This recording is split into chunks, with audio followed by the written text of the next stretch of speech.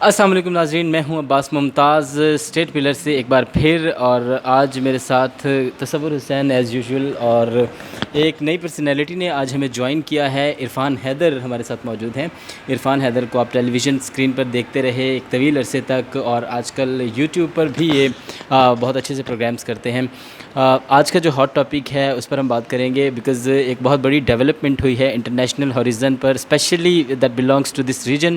ہمارے خطے سے اس کا بڑا گہرا تعلق ہے، اور آج پاکستان کا وہ دیرینہ موقف جو ہم پوری دنیا کے سامنے پیش کیا کرتے تھے، اور پاکستان کا جو فارن افیئرس کا ڈپارٹمنٹ ہے، فارن منسٹری ہے، اس نے اس پر ایک طویل کام کیا، اور وہ یہ تھا کہ انڈیا کی جو ایجنسیز ہیں وہ مل کر پراکسس کے ذریعے پاکستان کے ناردرن ایریاز، بلوچستان اور افغانستان اور ڈفرینٹ ریجنز آف ورلڈ کے اندر دہشت گردی کرواتی ہیں۔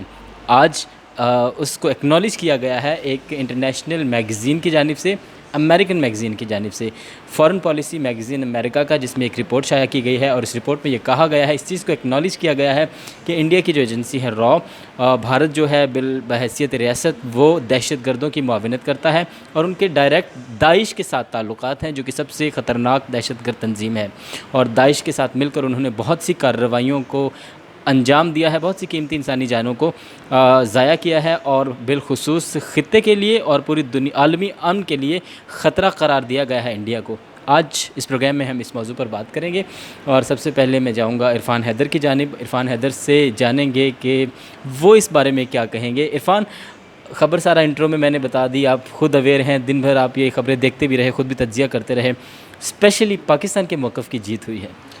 نہیں، اس میں تو کوئی شک نہیں، ہم بہت پہلے سے کہہ رہے تھے۔ جب افغانستان میں اگست میں جلال آباد میں ایک بلاسٹ ہوا تھا، ایک سکھ کمیونٹی کے اوپر انہیں ٹارگٹ کیا گیا تھا، تو اس وقت میں نے اپنے یوٹیوب چینل پہ ویڈیو کی تھی، جس میں میں نے یہ کہا تھا کہ اس میں کوئی دو رائے نہیں ہے کہ اس میں بھارت ملوث ہے۔ اب بھارت ڈائریکٹلی ایک ہوتا ہے نا اپنا بندہ بھیجنا اور کہنا کہ یار یہ کر کے رہو، تو ایک ہوتا ہے کہ آپ دہشت گرد آرگنائزیشنس کو استعمال کرتے ہیں۔ داعش ہے یا ماضی میں جو القاعدہ اور طالبان استعمال ہوتے رہے مختلف طاقتوں کے ہاتھوں، اسی طرح اس جو رپورٹ ہے خاص طور پہ عباس، اس میں آپ نے دیکھا ہوگا کہ اس میں انہوں نے یہ نہیں کہا کہ ایسا ہو سکتا ہے، انہوں نے کہا کہ ایسا ہے۔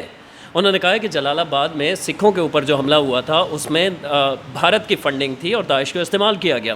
اس رپورٹ میں یہ کہا گیا ہے کہ جو جتنے بھی فالس فلیگز آپریشن جو ڈی جی ISPR بھی کہہ چکے ہیں اس قسم کے ہو سکتے ہیں، جو اب کشمیر کے اندر جو کچھ کیا بھارت نے اور اس کے بعد الزام اس کا پاکستان کے اوپر لگا دیا، یہ ان کا کیا دھرا ہوتا ہے۔ اب یہ ہم تو کہتے رہیں، اور ساتھ ساتھ اس میگزین نے یہ بھی لکھا ہے کہ کشمیر کے اندر جو جبر کی سوچ ہے ایک بھارتی فوج کی جانب سے، جبر کا ایک مسلسل سلسلہ ہے وہاں پر، وہ اسی سوچ کا نتیجہ ہے۔ اور ساتھ ساتھ جو سب سے بڑی خطرناک بات ہے کہ عالمی امن جو ہے اسے شدید خطرات لاحق ہیں۔ گٹھ جوڑ کس کا؟ اسلامک اسٹیٹ، داعش کا، اور بھارت کی ایجنسی کا۔ اب یہ پاکستان ہمیشہ سے کہتا رہا ہے، ہم کہتے رہے ہیں، الٹا وہ ہم پہ الزام لگاتے تھے۔ تو اب انٹرنیشنل میڈیا بھی دیکھیں کب تک چھپائے، وہ کب تک اس کو گول مول باتوں سے کام چلائے۔ اب یہ دنیا کے سامنے کھل چکا ہے کہ بھارت کیا کر رہا ہے۔ ہم کشمیر کے اندر کہتے ہیں کہ بھارت ظلم کر رہا ہے، تو دنیا کہتی ہے کہ نہیں جی یہ متنازع علاقہ ہے اور ظلم نہیں ہے، اور اسے ہیلے بہانوں سے ٹالا جاتا ہے۔ لیکن اب تو یہ معاملہ کھل کے سامنے آ گیا، اور سب سے زیادہ جو پیس پروسیس ہے، افغان امن معاہدہ، اس سے سب سے زیادہ پاکستان کو فائدہ ہونے والا ہے، اور کھربوں روپے کی انویسٹمنٹ جو ہے وہ بھارت کی ضائع ہو رہی ہے افغانستان کے اندر۔ کلبھوشن یادو اس کی ایک بہترین مثال ہے۔ پاکستان کے اندر ایک دہشت گردی کرنے ایک ایسا شخص آیا جو بھارت کا حاضر سروس آفیسر ہے، وہ کوئی عام شخص نہیں تھا۔ تو اس سے بہت ساری چیزیں کھل کے سامنے آتی ہیں کہ کیا کچھ کرتا رہا ہے۔ گو کہ بھارت کا یہ وتیرہ ہمیشہ رہا ہے کہ چاہے کچھ بھی ہو وہ کہتے ہیں پاکستان نے کروایا ہے۔ ان کے پاس کوئی ثبوت نہیں ہوتا، کوئی بات نہیں ہوتی، لیکن ایک تو افسوسناک جو صورتحال ہے وہ بھارت کے میڈیا کی ہے۔ وہ ایک صاحب ہمارے کہا کرتے ہیں کہ ہمارے میڈیا میں بھی کمیاں موجود ہیں، لیکن بھارت کے میڈیا کو دیکھیں تو لگتا ہے کہ ان کا تو بیڑا ہی غرق ہے، اور ہمارا میڈیا کافی میچور ہے۔ آل رائٹ، عرفان حیدر کی جانب دوبارہ جائیں گے، لیکن میں چاہوں گا کہ یہاں پر تصور حسین سے بھی بات کی جائے اور تصور کو بھی شامل گفتگو کیا جائے۔ تصور، میں آپ سے یہ پوچھنا چاہوں گا کہ اب پاکستان جو پہلے بہت عرصے سے کہتا چلا آیا، عرفان نے ایگزامپلز دیں، I am serving naval officer, I am commander Kulbhushan Jadhav, یہ ان کا جملہ بڑا مشہور ہوا تھا. اس کے علاوہ بہت ساری ایگزامپلس تھیں. ہم نے دیکھا جب فاٹا کے اندر پاکستان کے اور وزیرستان کے اندر جب لڑائی ہوتی تھی تو بہت سارے ایسے دہشت گرد جو ملتے تھے ان کے ختنے نہیں ہوئے تھے، کہا جاتا تھا کہ وہ انڈین. اور اسی طرح سے اب دنیا نے اس چیز کو ایکنالج کیا ہے، اور دنیا میں بھی کس نے؟ امریکن فارن پالیسی میگزین نے، جو کہ ایک بہت مستند ایک ادارہ ہے صحافتی. کتنا پریشر ہوگا انڈیا پر، اور پاکستان سر اٹھا کر اب بات کرنے کے قابل ہو گیا ہے؟ بڑی دیر کر دی مہرباں آتے آتے. دیکھیں یہ تقریباً اگر آپ تاریخ کو پوری دیکھیں تو 1980 کے بعد سے پراکسی وار ایک پورے خطے میں چل رہا ہے. مطلب پاکستان، انڈیا، کشمیر، ایران، یہ سارے خطے کے اندر اگر بات کریں تو پراکسی وار چل رہی ہے، جس میں انڈیا کا جو کردار تھا وہ ہمیشہ سے منفی رہا. سکھ خالستان کو مارنے کی تحریک کو دبانے کے لیے انہوں نے پہلے پاکستان کے الزام لگائے، پھر کشمیر کے بھی پاکستان پر تھوپ دیا مختلف انداز میں. اب جب طالبان کے ساتھ معاملات بہتر ہوئے اور افغان گورنمنٹ مذاکرات کی میز پر آ گئی، امریکہ اس خطے سے انخلا چاہتا ہے، وہ معاملات کو سیٹل ڈاؤن کر رہا ہے. وہ اپنے انخلا کی خاطر یا ایک الیکشن سٹنٹ کے طور پر ٹرمپ بڑی جلدی چاہتے ہیں اس میں، لیکن اب اس کو سبوتاژ کر رہا ہے انڈیا. را، این ڈی ایس اور داعش تینوں مل کر کارروائیاں کر رہے ہیں. پاکستان نے تقریباً D G I S P R نے اس حوالے سے بڑی بریفلی کرتے رہے ہیں، اور اس داعش کے جو گٹھ جوڑ ہے، اجیت دوول کی بالخصوص انہوں نے ملاقاتوں تک کی تصاویر ایسی لائے تھے. کنڑ میں اجیت دوول داعش کے کارندوں سے ملنے کی تصاویر تک سامنے لائیں، لیکن دنیا نے اس کو تسلیم نہیں کیا. کیوں؟ سب سے بڑی بات ہی وہ معیشت کے جو ایک معاشی مفادات ہیں انڈیا کے ساتھ وابستہ تھے، اس وجہ سے بیسیکلی وہ خاموش ہو جاتے تھے یورپین کنٹریز، امریکہ. لیکن اب امریکہ کو بھی نظر آ رہا ہے کہ اگر اسے افغانستان سے نکلنا ہے تو اسے بھارت کو چھوڑنا پڑے گا. اس رپورٹ کا بیسیکلی آج مقصد ہی یہی ہے کہ وہ بھارت کا ساتھ چھوڑ کر وہ پاکستان کے ساتھ کھڑا ہونا چاہ رہا ہے انڈیا سے افغانستان سے نکلنے کے لیے. القاعدہ کے حوالے سے جب طالبان نے یہ یقین دہانی کرا دی کہ القاعدہ کو دوبارہ افغانستان میں مضبوط نہیں ہونا دیا جائے گا، تو اس کے بعد صرف ایک ہی فیکٹر بچتا تھا جو کہ افغانستان میں اس وقت دہشت گردی کر رہا تھا، جو امریکہ کے لیے اور دوسرے ممالک کے لیے جو ایک وہ تکلیف کا باعث بن سکتا تھا، ان کے لیے سر درد بن سکتا تھا، وہ صرف داعش تھی. طالبان اپنے طور پر داعش سے نبٹ رہے ہیں. انہوں نے بہت سارے صوبوں میں داعش کا کنٹرول ختم کر کے وہاں پہ اپنی ایک نجی حکومت ہی فی الحال کہہ سکتے ہیں، کیونکہ آفیشیلی دنیا اس کو ریکگنائز نہیں کرتی، لیکن کنٹرول طالبان کے ہے وہاں پہ. تو انہوں نے داعش کو ختم کر کے اپنا وہاں پہ کنٹرول بحال کیا ہے. تو اس معاملے میں اگر دیکھیں تو امریکہ کے لیے تو یہی مفاد میں ہے کہ اس وقت وہ انڈین کیمپ سے نکل کر پاکستانی کیمپ میں کھڑا اور یہ مطلب اصل میں ساری دنیا کے میڈیاز کو ایسی رپورٹس کے لیے استعمال کیا جاتا ہے. جب فیور میں دینا ہوتی ہے، جب پاکستان کے اینٹی دینا تھی، انڈیا کے فیور میں دینا ہوتی تھی چیزیں، تو وہ جو طالبان کی پشت پناہی کا الزام جو ہے پاکستان پر لگا دیتے تھے. سیف ہیونز کا ورڈز بہت زیادہ تواتر سے اقوام متحدہ میں اور ہر دوسرے عالمی فورم میں ہمیں سننے کو مل. آپ کے کہنے کا مطلب یہ ہے کہ اس طرح کا انڈیا کسی بھی دہشت گردانہ کارروائی میں انوالو نہیں ہے؟ نہیں دیکھیں، سپورٹ کرنے کے لیے اب فیصلہ کر چکا ہے، تو اس لیے نہیں، میں اس کو ڈیفینڈ نہیں کر رہا. را کی میں نے جیسے پہلے بات کی، اجیت دوول کی جو ملاقاتوں تک کی تصاویر اور ایسی چیزیں آ چکی ہیں.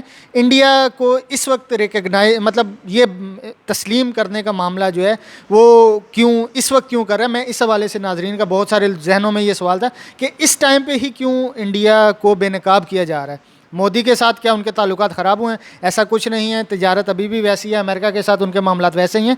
لیکن افغانستان کے معاملات میں انڈیا کو بیک فٹ پہ لے کر جانا امریکہ کی مجبوری تھی، وہ پاکستان کی مجبوری نہیں تھی. پاکستان نے جو کھیل کھیلنا تھا، جو اپنے معاملات خطے کے سدھارنا تھے، جو امن کے ٹیبل مذاکرات شروع کروانے تھے، وہ سب کچھ کر چکا اور بخوبی کر رہا ہے.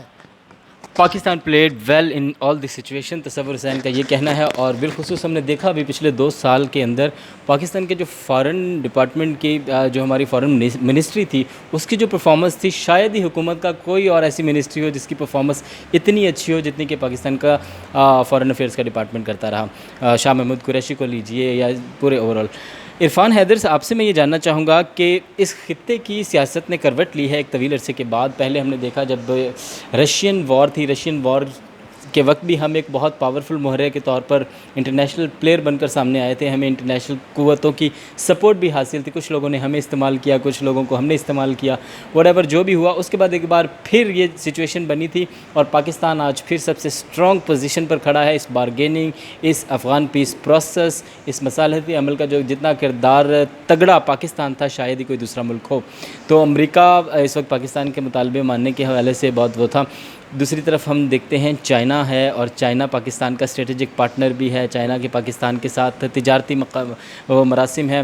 چائنا کے پاکستان کے ساتھ اور بہت جہتیں ہیں تعلقات کی. ان جہتوں پر ہم کسی اور وقت بات کریں گے, لیکن عرفان سے پوچھنے کا مطلب یہ ہے کہ ایک طرف امریکہ ہے, دوسری طرف چائنا ہے, اور بیچ میں انڈیا جو ہے وہ ہمارے دونوں طرف کے جو تعلقات ہیں اس کو مسلسل متاثر کرنے کی کوشش کرتا ہے. اور ہمیں FATF کی بلیک لسٹ کروانے کی اس نے اپنا ایڑی چوٹی کا زور لگایا, لیکن وہ ناکام رہا. اور انشاءاللہ ہوپ فلی ہم بہت جلد گرے لسٹ سے بھی باہر آ جائیں گے. اس سارے جو تکون بنی ہے 3-4 ملکوں کا, بلکہ تھوڑا سا اگر اور ریڈیس کو وسیع کریں تو اس کے اندر سعودیہ, ایران اور رشیا بھی انوالو ہوتا ہے.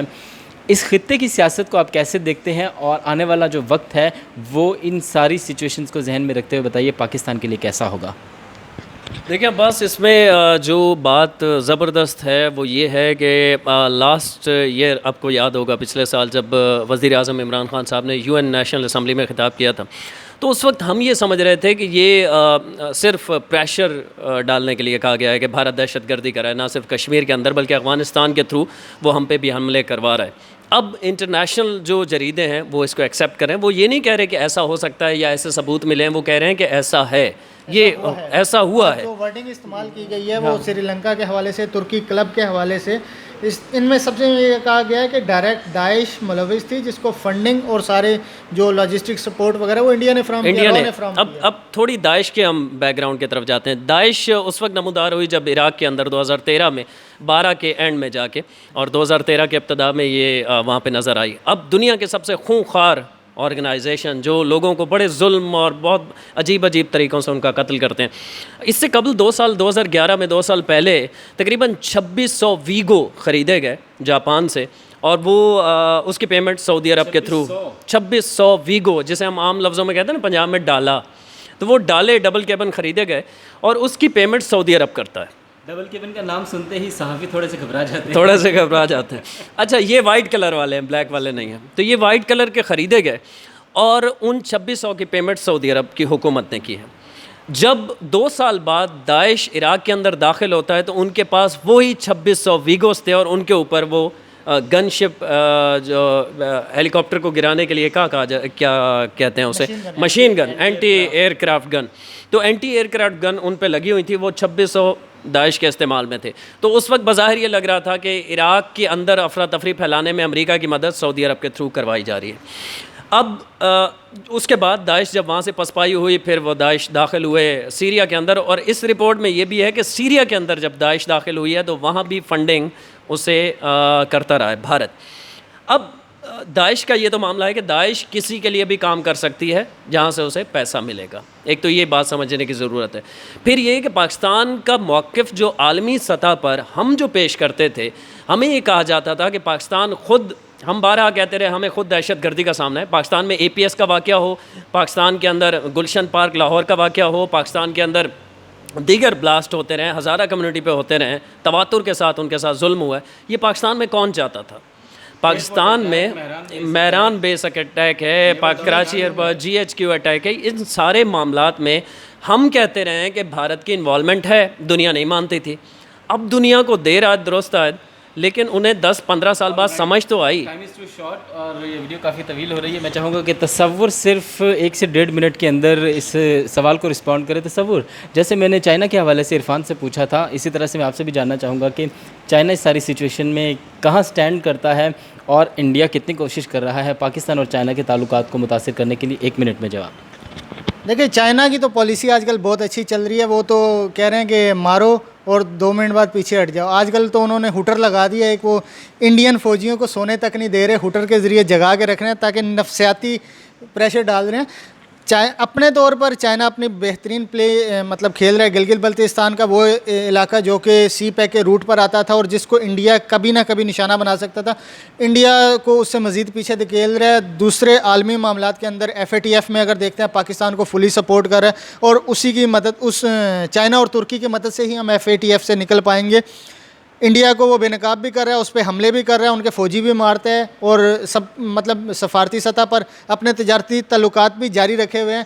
انڈیا کو دوسری طرف سے بنگلہ دیش, نیپال, برما, ان سب کی طرف سے بھی گھیر رہا ہے. تصور چودھری نے بہت کوشش کے بعد اپنا جواب 1 منٹ سے تھوڑا سا ایکسیڈ کیا اور رسپونڈ مکمل کیا.